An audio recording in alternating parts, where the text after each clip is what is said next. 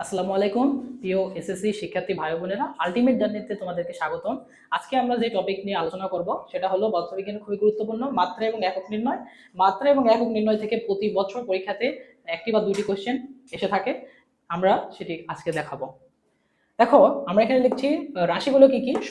স্মরণের একক আমরা জানি মিটার, এটাকে প্রকাশ করে এল দিয়ে, মানে লেন্থ যেহেতু সেখান থেকে এল বলা হয়। ভরের একক আমরা জানি, ভরের একক কেজি, আর ভরকে প্রকাশ করা হয় এম দিয়ে, এটা হলো এর মাত্রা। সময়কে সেকেন্ড বলে সময়ের একক, এবং সময় আমরা জানি টাইম থেকে এটাকে টি দ্বারা লেখা হয়, এটার মাত্রা হলো টি। এখন আমরা দেখব বেগের মাত্রাটা কেমন হয়।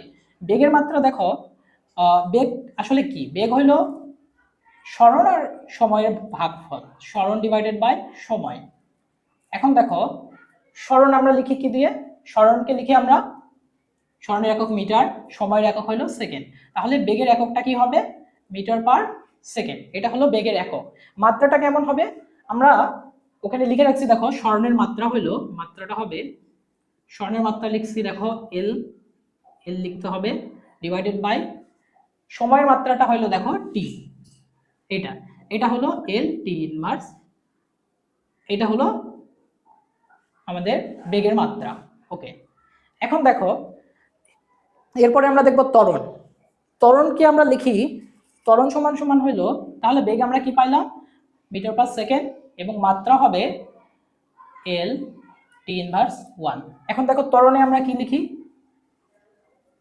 ত্বরণ সমান সমান হইলো বেগ ভাগ হইলো সময়। দেখো বেগের এককটা হইলো কি? আমরা দেখছি ওইখানে metre per second, metre per second divided by সময়, সময়ের একক হইলো সেকেন্ড, তাহলে ত্বরণের একক হবে মিটার পার সেকেন্ড স্কয়ার। মাত্রা কি হবে? মাত্রা হবে, বেগের মাত্রাটা কি? L T inverse 1, L T inverse 1 divided by সময়, সময়ের মাত্রাটা আমরা ওই যে ওখানে দেখছি, এটা হলো টি। হ্যাঁ, তাহলে এটাকে থার্ড ব্র্যাকেটে লিখতে হবে এল টি ইনভার্স 2, এটা হবে ত্বরণের মাত্রা, এবং ত্বরণের একক হবে মিটার পার সেকেন্ড স্কয়ার। তাহলে ত্বরণের আমরা কি পাইলাম? মিটার পার সেকেন্ড স্কয়ার, এবং মাত্রা পাইলাম এল টি ইনভার্স 2। ওকে, এখন আমরা দেখব বলের ক্ষেত্রে। আমরা বেগ এবং ত্বরণ দেখছি, এখন আমরা দেখব বল। আমরা বল কি জানি? বল হইল, বল ইকুয়ালস টু ভর গুণন ত্বরণ। তাহলে ভরের একক দেখো এখানে লেখা আছে কেজি, কেজি ইন্টু ত্বরণের একক আমরা কি জানি? এখানে আছে metre per second square. Okay, তাহলে হইলো কি? KG metre per second square. এটা হলো আমাদের বলের একক, KG metre per second square. কিন্তু কেজি মিটার পার সেকেন্ড স্কয়ারকে লেখা হয় নিউটন হিসেবে, তাই বলের একক হলো নিউটন অথবা KG metre per second square, Newton. এটার মাত্রা হবে সেম একইভাবে। ভরের মাত্রাটা কত? ভরের মাত্রা হলো এম, এবং ত্বরণের মাত্রা হলো এল টি ইনভার্স 2, তাহলে M into L T inverse 2, তাহলে এম এল টি ইনভার্স 2। ওকে, এটা হলো আমাদের বলের মাত্রা। বলের মাত্রাটা হলো এম এল টি ইনভার্স 2। ওকে, এরপরে আমরা দেখব কাজ।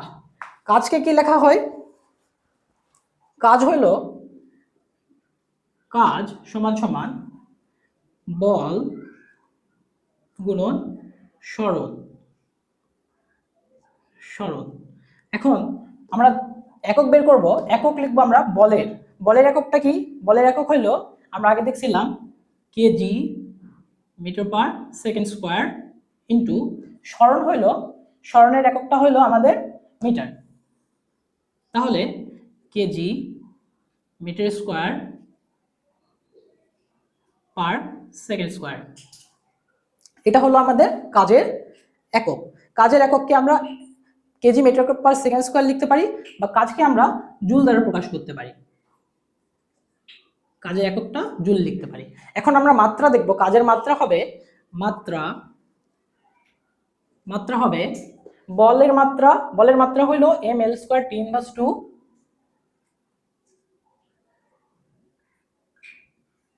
ইন্টু স্বর্ণের মাত্রা কোথায় আমাদের? এখানে এল।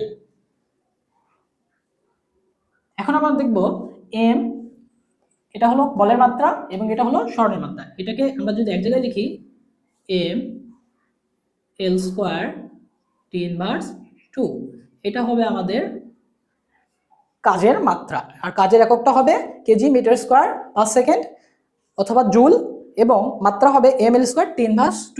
এটা আমরা এখানে লিখতে পারি।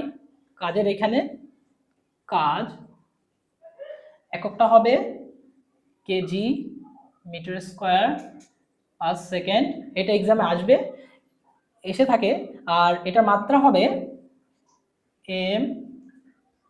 ml² T−2। ওকে, এখন আমরা দেখব সব থেকে গুরুত্বপূর্ণ যে রাশিটা এসে থাকে সেটা হলো আমাদের ক্ষমতা। এটা পরীক্ষাতে বারবার প্রমাণ করতে দেয় যে ক্ষমতার মাত্রা এবং একক নির্ণয় করো। ক্ষমতা ইকুয়ালস টু কাজ ডিভাইডেড বাই সময়। আচ্ছা, আমরা যখন একক বের করব, এককটা হবে কাজের এককটা কি? কাজের একক ছিল আমাদের KG metre square per second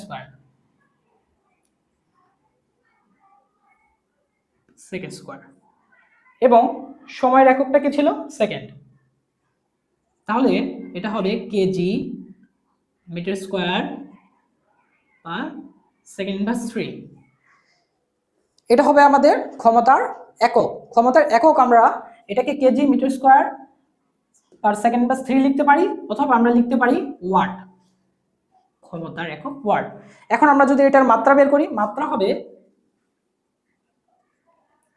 কাজের মাত্রা ml² T−2 কাজের মাত্রা ডিভাইডেড বাই সময়ের মাত্রা। হ্যাঁ, এটা হবে আমাদের, টিটা উপরে ইনভার্স হয়ে গেলে ml² T−3, এটা হবে আমাদের কাজের মাত্রা। ওকে, সরি, ক্ষমতার মাত্রা। তাহলে আমরা ক্ষমতা লিখব, ক্ষমতা কেজি মিটার স্কোয়ার সেকেন্ড/3, আর এটাকে ওয়াট বলতে পারি। আর মাত্রাটা হবে ml² T−3। এই ছিল আমাদের একক এবং মাত্রা নির্ণয়। আশা করি তোমরা বুঝতে পেরেছো। সবাইকে ধন্যবাদ। আমাদের পেজে ফলোতে সাথে থাকার জন্য ধন্যবাদ জানাচ্ছি।